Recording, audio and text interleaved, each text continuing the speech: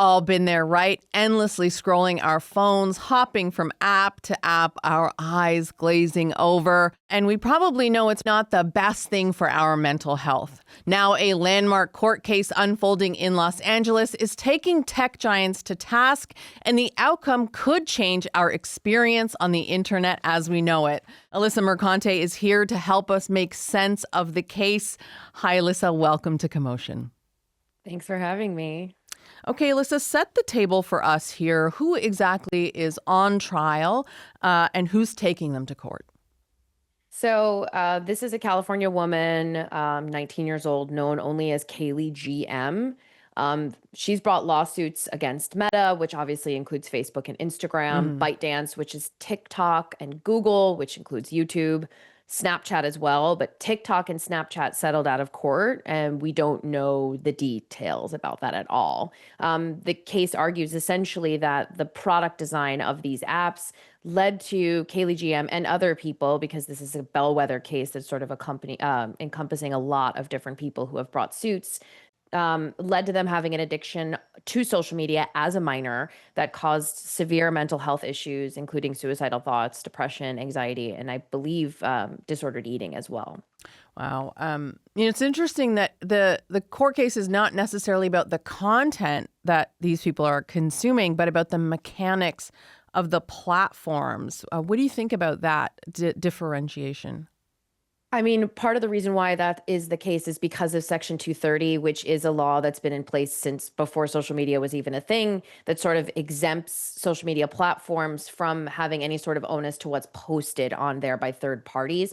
So this suing over content would run up against the First Amendment and free speech law here in the US. So this is a design play that sort of circumvents Section 230, which is also the reason why many people believe this is the first time a case like this is actually being heard, because it's so often dismissed due to Section 230. So it's based in the idea that these companies have sort of built addiction into the design of these social media platforms. That's so interesting. I feel like we all kind of know that these platforms are addictive, right? Or we certainly have a hunch because we are on them ourselves all day and all night. So what do the plaintiffs have to prove here? And what sort of challenges might they run up against?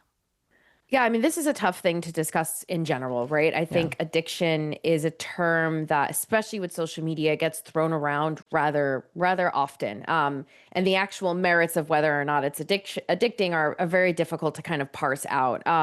There are instances where studies have shown that people overperceive they're addicted to social media because the media terms addiction in such a specific way that they think they're addicted to social media, when in actuality, according to actual psychological studies, they don't score on the levels of being properly addicted. So there's an overperception there that I think conflates the term addiction with habit. But if the team is really going to push this, right, they need to make it clear, or try to make it clear, that the external factors of Kaylee's life or other people's lives are not involved in this, which is obviously very difficult to do. I know that her psychologist or therapist, I believe, testified yesterday and said that, they didn't draw any official conclusions as to whether social media affected her struggles, but that it was a contributing factor in her mental health issues. But then they also spoke to the fact that Kaylee had a history of verbal and physical abuse in her house, according to these documents. So it is very difficult, I think, to sort of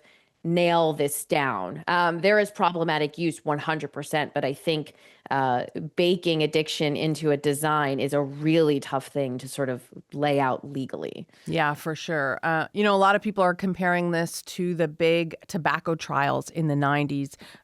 Cigarette companies were found guilty of deceiving the public about the dangers of cigarettes, and it resulted in billions of dollars of settlements in the U.S. and Canada, and really changed how you could advertise cigarettes. Obviously, we're all so familiar with the big decaying lungs and what have you on cigarette packs now.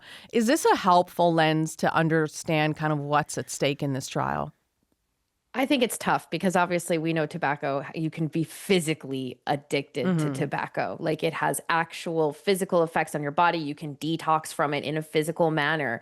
And again, like I said, I think it's very tough to kind of put this in the same bucket. I think it's easy to say, oh, these are affecting our youth, just like cigarettes were affecting our youth. And it's the exact same thing. But again, like I said, this overestimation of addiction is a huge issue here. This study that I referenced polled about 400 Instagram users and showed that only 2% of them were actually potentially could have a leading up to an addiction. So there's a lot of steps there, while 18% of them self-reported that they were addicted. And so I think the problem really is that the content that people are running into is certainly tough and difficult to see. And I've faced it myself, seeing horrible things on social media. But I also remember being a young girl who was never online because it wasn't a thing yet, and having body issues because of my mother's Star magazine. So a lot of this is really tough to like lump into one easy solution of this is just like cigarettes. There are a lot of other issues that are going on in these kids' lives and elsewhere. And I do worry that we get into this sort of panic that we had with a lot of other tech over the years. They used to say that women were talking on the phones too much on landlines, that they were addicted to talking to their friends on phones. Yeah. There was a comic book panic in the 50s that comic books were making people salacious and crazy. And that's the thing that I worry about, that there is this sort of easy way to like, this is just like cigarettes. And it's not just like cigarettes. Yeah. Okay, so quickly, Alyssa, tell me, if the plaintiff emerges victorious in this trial, what are some of the implications for these tech companies and for us?